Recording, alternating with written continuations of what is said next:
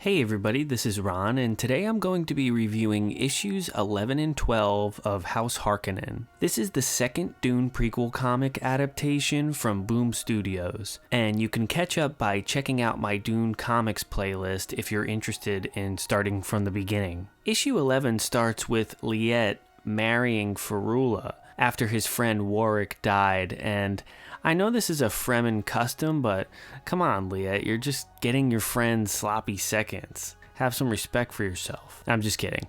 Anyway, the coloring of Arrakis is great. The colors are by Patricio Del Pesce, and I think the use of red here at dusk is a nice choice. The Ginaz stuff with Duncan wraps up pretty quickly, and at this point we're all ready for Duncan to return back to Caladan. The stuff with Leto getting the news that his son has died and Romber got injured is handled really well here.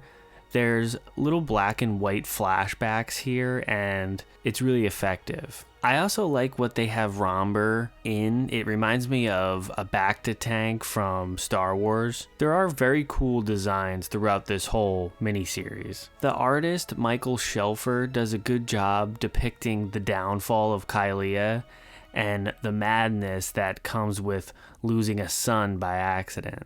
I particularly like this panel of her leaping out of the balcony. The sequence with Beast Raban is very tragic and evil, and I liked this whole storyline, but it was a little on the nose to have him come up with his nickname. I don't think it needed to be explained why people call him the Beast. It was pretty self-explanatory. But other than that, it was really solid all the way through. I like this page of Duncan returning. I don't know, it's just cool and dramatic. I like his spaceship. I like that it's raining. And as a reader, it almost makes you feel better that Duncan has arrived after all of these tragic events have happened. I also like all of the Yui stuff, and I think he's drawn really well. That's how I pictured him in the books. The Tleilaxu show up to bribe Leto, and I appreciate their design as well. They're very distinct compared to everyone else in the Dune universe, so they have to really stand out. This was a very tight penultimate issue, and